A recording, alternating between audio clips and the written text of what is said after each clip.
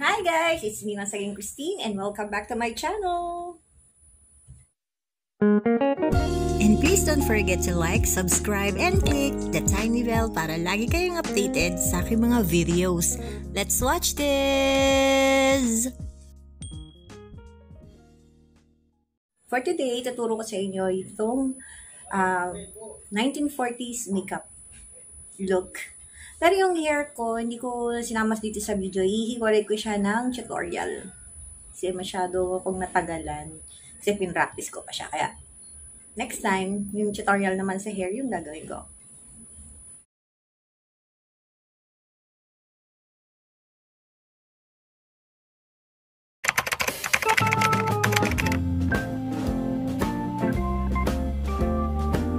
Foundation should be natural or lean towards a gentle sunky tone. In 1940s, to set the foundation, pressed powder would be used. A woman's eyebrows were kept groomed, shaped, and defined with brow pencil. 1940s brows had much more to them than the thin, overplacked brows of the preceding decade. But they were not left overgrown, too wide, or full. They could be arched or rounded in shape. Like this one. And to their eyeshadows, colors during the war tended to be limited on a more muted side, like gray and brown.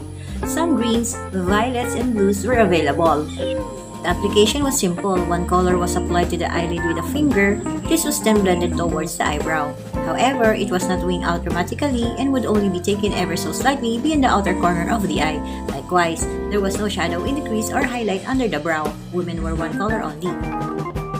But after the war, more color options started to be seen, especially in the evergreen shades of brown, blue, violet, and green. There were also more fancy colors such as gold that would be more for evening wear. Towards the end of the decade, eyes were becoming more featured with makeup.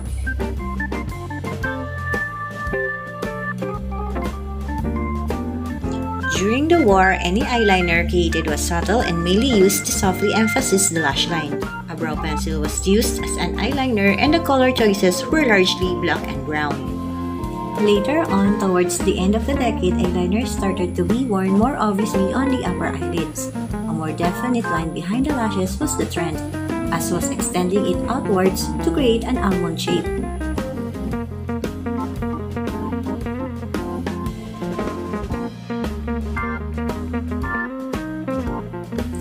Eyelash products came in black, brown, and blue. It was mainly only applied to the upper lashes, but it could be applied to both the upper and lower lashes.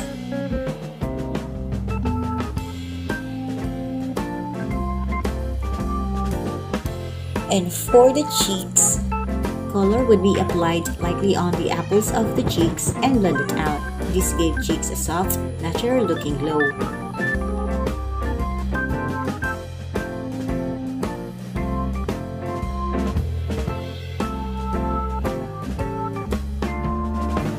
Lip pencils also started to make their mark in the late 1940s and are used to simply create a lip line which was then filled in with lipstick rather than create an obvious outline.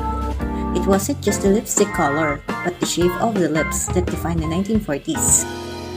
Red was the color of the decade, though there was variation in the red, from the classic pillar box to a red with a variety of undertones, including blue, brown, orange, and pink.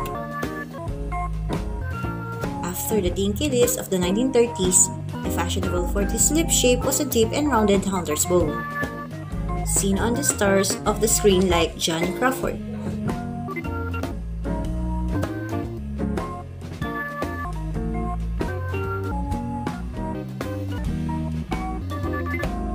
The lips are the most important part of the 40s face.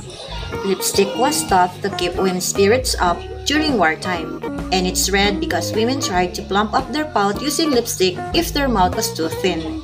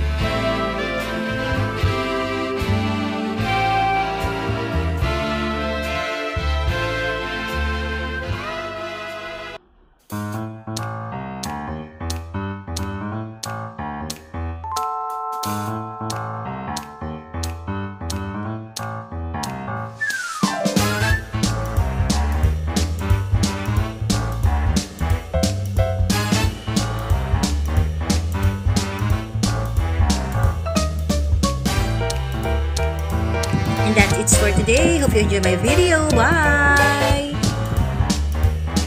Don't forget to like, subscribe, and share. Give me kisses. Mwah, mwah, mwah. See ya. Ina.